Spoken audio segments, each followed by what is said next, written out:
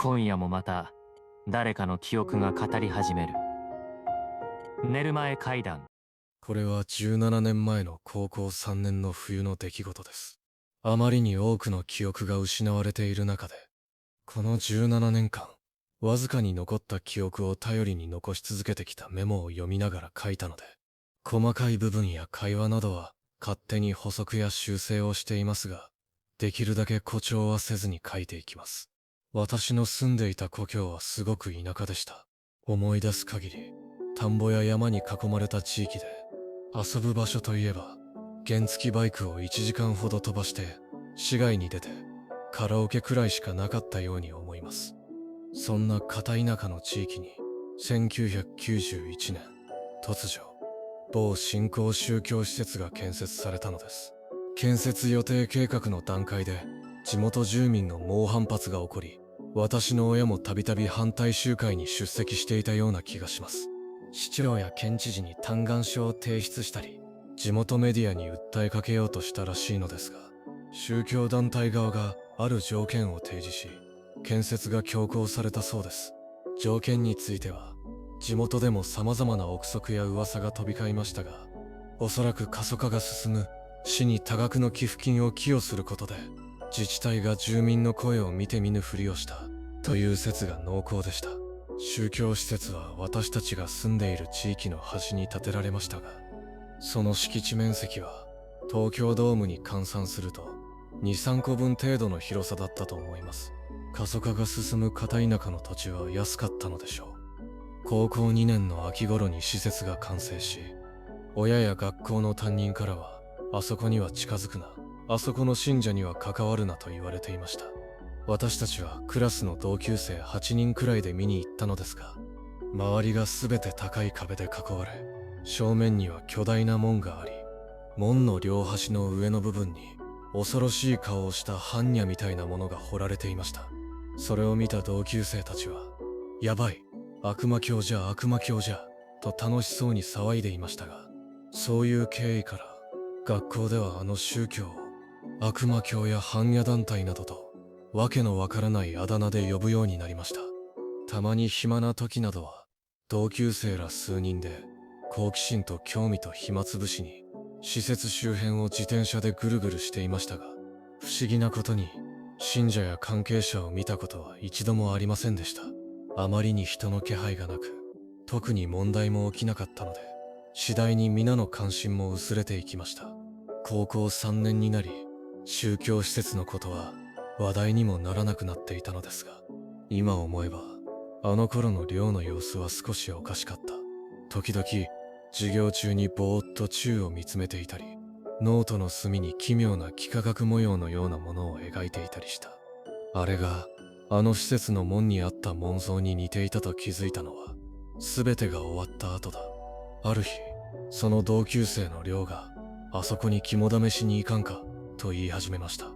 寮が言うには、親から聞いたけど、悪魔教の建物に可愛い女が出入りしとるらしい。毎日店に買い物に来とるらしいで。寮の実家は地域内で唯一そこそこ大きいスーパーを経営していました。寮の両親は毎日2万円3万円分も買い物をしていく悪魔教にすっかり感謝しているようでした。寮は一瞬言葉に詰まってからこう続けました。こっちの、いや、俺の親はあそこの信者はおとなしくて良い人ばかりって言いよったよ。怖くないし行ってみようや。私やその他の同級生も遊ぶ場所がなく毎日退屈していましたので、じゃあ行くかということになり、肝試しが決定しました。メンバーは私と亮と雄大とその他友人 C と D、 同じクラスの5人と後輩の E と F の全員男の7人になりました。7人もいれば怖くないでしょう。皆も軽い気持ちで行く雰囲気でした。待ち合わせは施設にほど近い廃郵便局の前になりました。私が到着すると、亮、雄大、C と E は来ていたのですが、D と F が30分近く待っても来なかったので、5人で行くことになりました。後になってから風の噂で聞いたが、D の家は祖母が熱心な仏教徒で、F の家は神主の家系だったらしい。偶然かそれとも彼らの一族が持つ何かがあの土地の異様さを本能で察知したのか、今となっては確かめようもない。施設の近くに自転車を停車させ、徒歩で施設の門へ。施設の敷地に近づくにつれて奇妙な匂いが鼻をついた。甘ったるい線香のような匂いと、病院を思わせる消毒液のような無機質な匂い、信仰と非人間的な何かが混じり合った不気味な香りだった。うわぁ、夜中はやっぱ怖いわ。懐中電灯をもう一つ持ってくりゃよかったね、などと話していました。巨大な門の前まで来ると、門からかなり離れた敷地内の建物の一箇所に電気がついていました。うわぁ、信者、まだ起きとんじゃね。悪魔呼んだりしとんかね。などと軽口を叩いていましたが、C が言いました。これ、中に入れんじゃん。すると亮が、俺が知っとるよ。横を曲がったとこに小さい門があって、そっから入れる。と言いました。亮、なんで早く言わんのんや。とか言いながら、壁伝いを歩き、突き当たりを横に曲がり、少し歩くと、壁に小さな扉がありました。亮が手で押すと、向こう側に開きました。人一人ようやく通れる扉を、5人で順番に通って、中に侵入しました。その後は懐中電灯をつけたり消したりしながら、更地の敷地内をぐるぐるしていました。なんもないじゃん。建物に近づいたらさすがにやばいよの。など、小さな声で雑談していたのですが、あまりにも何もなくつまらないので、施設に近づいてみることにしたんです。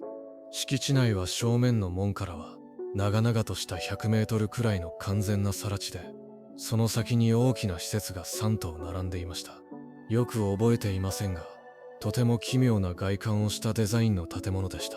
施設周辺をこそこそ歩いていると、施設と施設の間に灯りのついた綺麗な公衆トイレの建物がポツンとあり、トイレがある場所一帯は白い綺麗なコンクリートで舗装されていて、ベンチまでありました。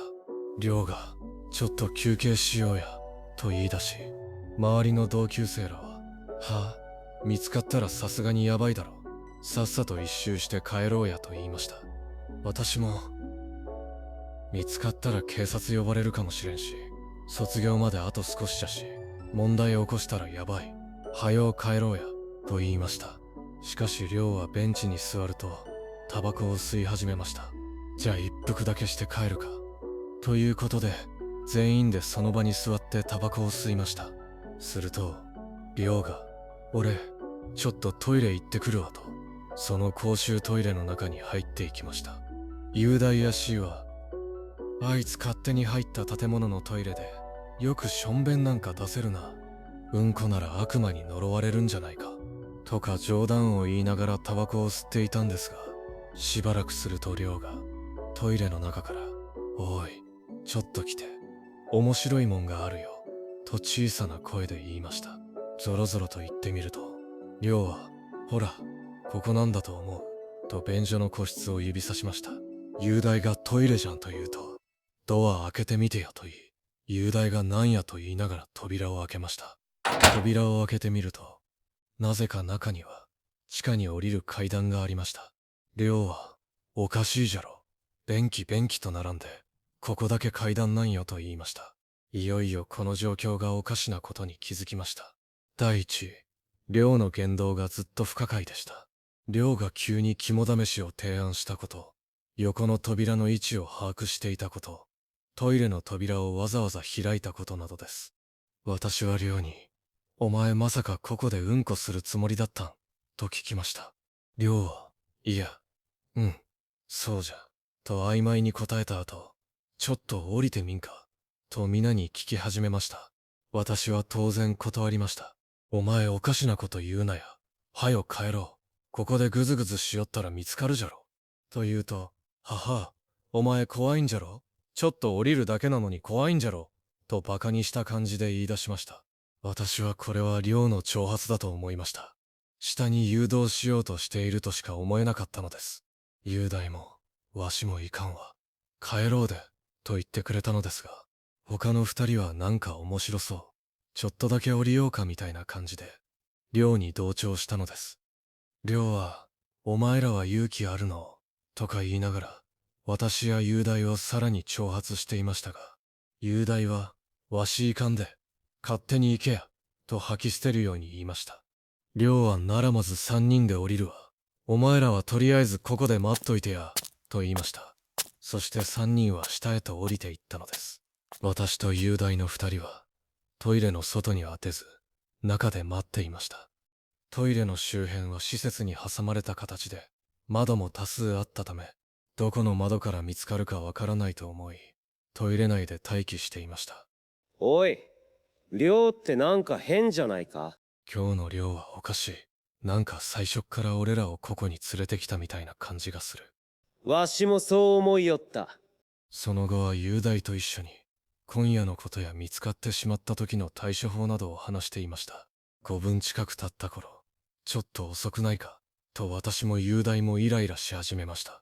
雄大は、もう2人で帰るかと言い出したのですが、2つあった懐中電灯のうち、2つとも亮たちが持って降りてしまったので、暗闇の中、あの小さな横の扉を発見するのは時間がかかると判断し、しぶしぶ待っていました。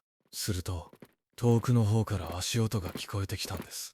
ザッザッザッという、複数の足音が遠くから聞こえてきました。私も雄大も一瞬で緊張しました。私たちは小声で、やばい、人が来た、まずいでと囁き合いました。場が張り詰めた雰囲気に変わりました。足音は遠くからでしたが、どの方角からの足音かわからなかったですし、今外に出ても、私たちは施設内の方向や構造がわからないので、見つかってしまう可能性がありました。雄大がやばい、近づいてきとるでどうする、とかなり慌てた感じで言っていました。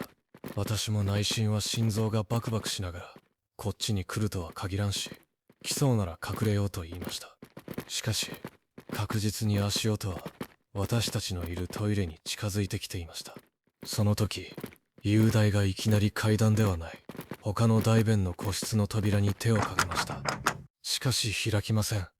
隣の個室もなぜか開きませんでした。雄大は、クソ、閉まっとる。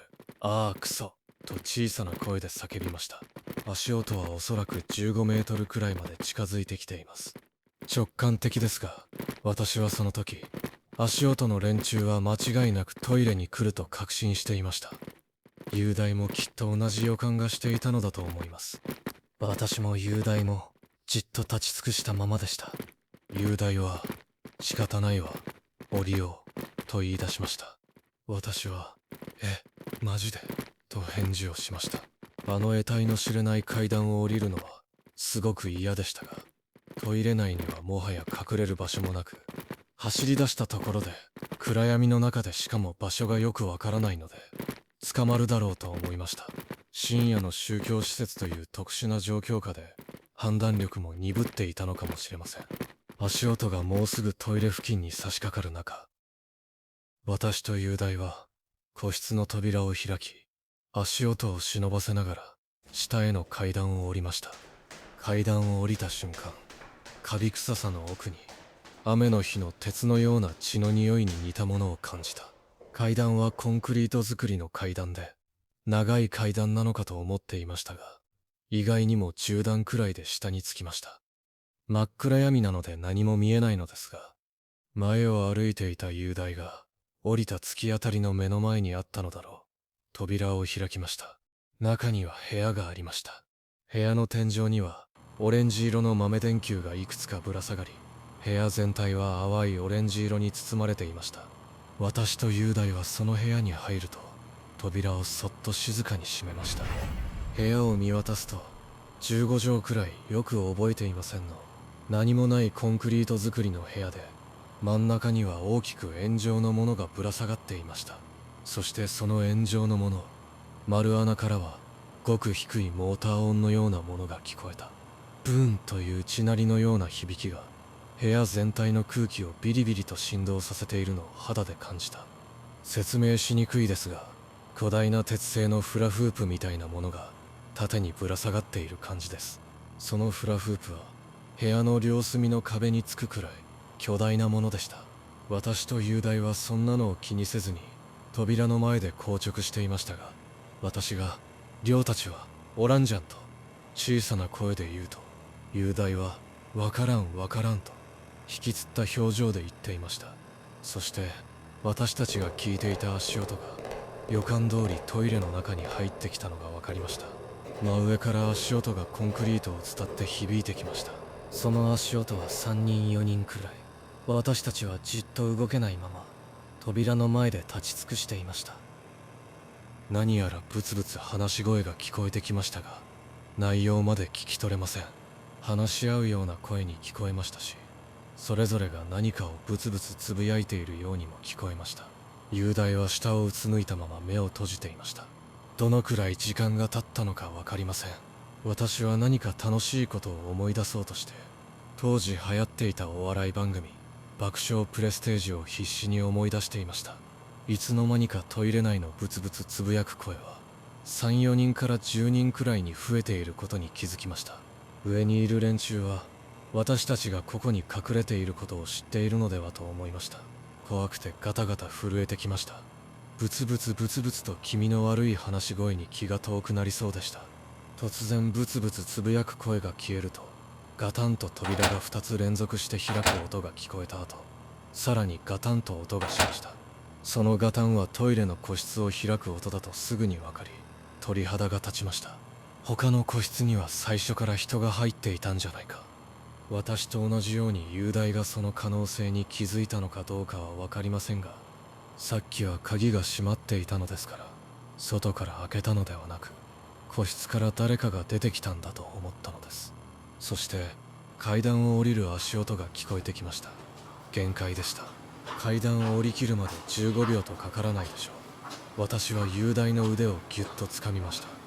階段を降りる足音が中間地点くらいになった時、雄大はうわーと情けない悲鳴を上げながら私の手を振り払い、部屋の奥に走り出しました。その時です。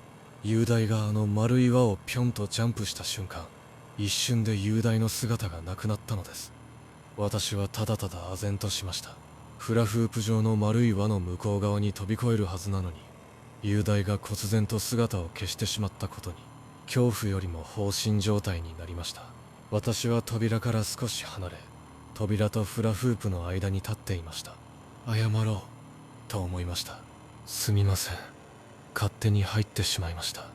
本当にすみません。そう言おうと思いました。扉が開く直前、隙間の向こうからねちゃりと何かが床に擦れるような濡れた音がした。扉がゆっくり開きました。開いた扉の隙間からわざとらしくひょいっと顔だけが現れました。王冠のようなものをかぶった老人が顔だけ覗かせ、こちらを見ていました。満面の笑みでした。おじいさんかおばあさんかは分かりませんでしたが、長い白髪に王冠をかぶったしわくちゃの老人が満面の笑みで私を見ていました。それは見たこともない悪意に満ちた笑顔で、私は一目見て思いました。これはまともな人間ではない。話が通じる相手ではないと思ったのです。その老人の無機質な笑顔に一瞬でも見られたくないと思い、ハウヒャと情けない悲鳴が喉の奥から勝手に出てきて、私もまた雄大と同じようにフラフープ状の輪に飛び込みました。目を開くと病室にいました。頭がぼーっとしていました。腕には注射針が刺さり、私は仰向けに寝ていました。上半身を起き上がらせるのに3分近くかかりました。窓を見ると綺麗な夕焼けでした。部屋には人はおらず、個室の病室でした。何も考えられず、ただぼーっとしていました。どのくらいの時間ぼーっとしていたかわかりません。しばらくするとガチャとドアが開き、看護婦さんが現れました。看護婦さんはかなり驚いた表情で目を見開くと、そのままどこかに駆け出しました。私はそれでもぼーっとしていました。その後は担当医や他の医師たち数人が来て、私に何かを話しかけているようでしたが、私はぼーっとしたままだったらしいです。その後時間が経ち、意識もだんだんと鮮明になってきました。医師からは、さっき圭介くんの家族呼んだからね。〇〇くんは長い時間寝ていたんだよ。でも心配しなくていい。もう大丈夫だよ。と意味不明なことを言われました。起きてからも時間の感覚がよくわからなかったのですが、やがて母らしき人と若い女の子が泣きながら病室に入ってきました。それは母ではありませんでした。それに私の名前は圭介でもありません。母を名乗る女性は、よかった、よかったと泣いて喜んでいました。若い女の子は私に、お兄ちゃん、おかえり、と言いながら泣き崩れてしまいました。しかし、私に妹はいません。3つ離れた大学生の兄習いましたが、妹などいません。私は誰ですか、誰ですか、と何度も聞きました。医師は後遺症でしょうが、時間が経てば大丈夫だと、みたいなことを、母らしき女性や妹らしき女の子に励ますように言っていました。今夜は母さんずっといるからねと言われました。私は寝たままいろいろ検査を受け、その際医師に、僕は圭介でもないし、母も違うし妹もいません、と言いました。しかし医師は、記憶にちょっと、と首を傾けていました。圭介君はね、2年近く寝たきりだったんだよ。だから記憶がまだ完全ではないんだと思うよ、と言われました。そう言われても、私はショックな感情すらありませんでした。現実に今起きていることが飲み込めなかったので、ショックを受けることさえできなかったのです。医師は言葉を選びながら、私を必死に励ましていました。母らしき人は、記憶喪失にショックを受けて号泣していました。私は、トイレに行くと、トイレに行きました。立ち上がる際に足が異常に重く、なかなか立ち上がれずにいると、医師や看護婦や妹らしき人が手伝ってくれました。トイレに行くと、初めてあの夜のことを思い出しました。不思議ですが、目覚めてからの数時間、一度もあの肝試しのことは思い出さずにいました。トイレがすごく怖かったのですが、肩を貸してくれた医師や、ついてきた母や妹がいたので、中に入りました。用を足した後、鏡を見て悲鳴を上げました。顔が私ではありませんでした。全くの別人でした。悲鳴を上げた後、俺は恐る恐る鏡に映るその顔に手を伸ばした。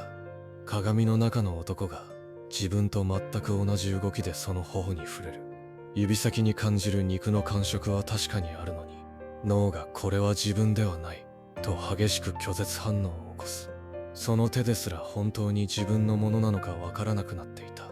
覚えていないのですが、その時私は激しいパニックを起こしたらしく、大変だったらしいです。その後、1ヶ月近く入院しました。私は両親と名乗る男女や、妹を名乗る女の子や、見舞いに来た自称友達や、自称担任の先生だったという男性らに、僕は圭介じゃないし、あなたを知らないと言い続けました。量や雄大のことや、自分の過去や記憶を覚えている範囲で話し続けましたが、すべて記憶障害、記憶喪失で片付けられました。量など存在しない、雄大もいない、そんな人間は存在しないと説得されました。しかし、みんな私にとても優しく接してくれました。何より恐ろしかったのは、自分の意思とは無関係に、知らないはずの記憶が頭の中に流れ込んでくることだった。神奈川県のあの知らない家で誕生日を祝ってもらう子供の頃の光景。会ったこともない妹と笑いながら遊んだ夏の日の記憶。違う。これは俺の記憶じゃない。と心の中で叫べば叫ぶほど、その偽りの記憶はカラー映像のように鮮明になっていく。まるで、俺という存在が圭介という人間にリアルタイムで侵略されていくようだった。医師や周りの話だと、私は学校帰りに自転車のそばで倒れているところを通行人に発見され、そのまま病室に担ぎ込まれたそうです。私に入ってくるこの世界の情報は、どれも聞いたことがないものばかりでした。例えば、ここは神奈川県だよ、と言われた時は、私は神奈川県など知らないし、そんな県はなかったはずでした。通貨単位も円など聞いたこともない。東京など知らない。日本など知らない。という感じです。その都度医師からは、じゃあ何だったのと聞かれるのですが、どうしても思い出せないのです。寮の名前も思い出せず、同級生の友達と何度も説明しましたが、周りからは、そんな子はいないよと言われました。あの施設に入り、あのフラフープに入った話を医師に何度も必死に説明しましたが、それは眠っていた時の夢なんだよ、という感じで流され続けました。しかし恐ろしいことに私自身、自分は記憶喪失なんだ、前の人生や世界は全部寝ていた時の夢だったんだと真剣に思い始めていたのです。記憶喪失な上に別人格別世界の記憶が上書きされていると信じ始めていたのです。どちらにせよ私には別人としての人生を生きていくことしか選択肢はありませんでした。退院後に父や母や妹に連れられ自宅に戻りました。思い出せないと両親から聞かれましたが、それは初めて見る家に初めて見る街並みでした。私はカウンセリングに通いながら必死にこの新しい人生に順応しようと思いました。私に入ってくる単語や情報には違和感のあるものとないものに分かれました。都道府県名や国名はどれも初めて聞いたものばかりですし、昔の歴史や歴史上の人物も初耳でしたが、大部分の日常単語については違和感はありませんでした。テレビや新聞、椅子やリモコンなどの日常会話は全く違和感ありません。この世界に馴染もうとすればするほど奇妙な現象が私を苛みました。疲れている時など街の風景が一瞬だけバグるのです。赤信号が故郷の森にしか咲かないはずの螺旋状に光る花に見えたり、夜窓ガラスに映る自分の顔が一瞬だけ全く知らない男の顔になったり、その度にここが自分のいるべき場所ではないと世界そのものから拒絶されているような感覚に陥りました。最初は家族に馴染めず敬語で話したり、パンツや下着を洗われるのが嫌で自分で洗濯などしていましたが、不思議なことに本物の家族なんだと思えるようになり、前の人生は前世か夢だと思うようになりました。そう思えてくると前の人生での記憶が少しずつ失われていきました。唯一鮮明に覚えていた両親の顔や兄の顔や友人の顔や田舎の街並みも思い出すのに時間がかかるようになりました。しかしあの最後の一夜、宗教施設での記憶だけははっきり覚えていました。特にあの満面の笑みの老人の顔は忘れられませんでした。新しい生活にも慣れ、カウンセリングの回数も減り、半年後には高校にも復帰しました。20歳で高校3年生からやり直したのですが、友人もでき楽しさを感じていました。テレビ番組も見たことがない番組ばかりでとても新鮮でした。神奈川県の都市でしたので、都会の生活もすごく楽しかったのを覚えています。しかし高校復帰から4ヶ月ほど経った後に意外な形であの世界とこの世界とをつなぐ共通点が現れました。ちょうど夏休みに私は宿題の課題のため本屋で本を探していました。すると並べてある本の中で理数会という文字が目に入りました。宗教関連本でした。理数会というのは紛れもなく私が最後の夜に侵入した新興宗教の名前でした。私は驚愕しました。そして本を手に取り必死に読みました。理数会はこの世界ではかなり巨大な宗教団体というのが分かりました。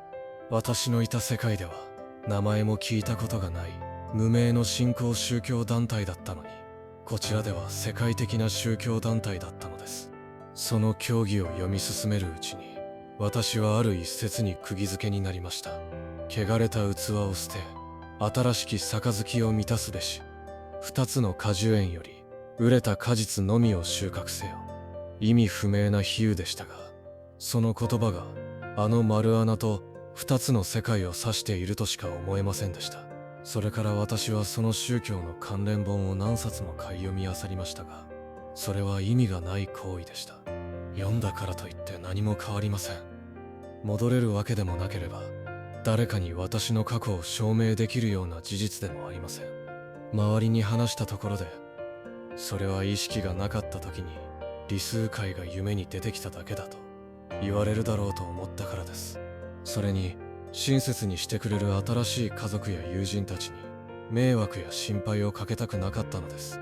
せっかく高校にも復学し過去の話をしなくなった私に対して安心感を感じてくれている周囲に対しての申し訳なさ、またカウンセリングに通う苦痛を考え、私は見て見ぬふりをすることにし、普通に人生を送ってきました。17年が経ち、私も今は都内で働くごく普通のサラリーマンです。ではなぜ今更こんなことを書き記そうと思ったかというと、先月、私の自宅に封書の手紙が届きました。匿名で書かれた手紙の内容は、突然で申し訳ありません。私はあなたをよく知っています。あなたも私をよく知っているはずです。あなたを見つけるのに、とても長い時間と手間がかかりました。あなたは和樹という名前ですが、覚えていますか？また必ず手紙を送ります。この手紙の内容は誰にも言わないでください。あなたの婚約者にもよろしくお願いしますという内容でした。和樹と呼ばれても私にはもはや全くピンときませんが、以前そんな名前だったような気もします。手紙が送られてきたことに対しては不思議と恐怖も期待もなく、どちらかというと人事のように感じました。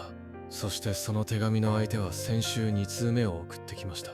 要約すると、あなたが知っている私の名前は〇〇です。あなたは覚えていませんよね。どうやらここにはあなたと私しか来ていないようです。と書かれ、今月25日の19時に横浜駅前のバス停にいるので必ず来てください。あなたに早急に伝えなければならないことがあります。必ず一人で来てください。と書かれていました。私には〇〇の名前が誰なのか一切覚えていませんが、会いに行くつもりです。行かなければならない気がしています。しかし、この手紙を読んでから一つの恐ろしい考えが頭から離れないのです。あの夜の儀式で私と同級生はイレギュラーな侵入者だったのではないか。転送が不完全に終わり、空っぽの器に魂だけが宿ってしまった失敗作。そして教団は自分たちの存在の証拠であるこの不良品を17年間かけてずっと探し続けていたのではないか。そう考えると手紙の文面は全く違う意味を帯びてきます。どうやらここにはあなたと私しか来ていないようです。いや違う。これはあの夜に逃げ出した失敗作の中で私が見つけ出したのは今のところお前だけだという意味なのではないか。あなたに早急に伝えなければならないことがあります。これは私というエラーの処分方法の宣告なのではないか。誰がそこに立っていたとしても思い出せないと思いますが、あの夜のメンバーなら話せば誰なのかわかります。できれば同級生であってほしい。その願いとは裏腹に最悪の想像だけが私の心を蝕んでいきます。何が起こるかわからないので、こういう形で書き残そうと思いました。同じような文面を婚約者と唯一の身内になった妹には残しておこうと思います。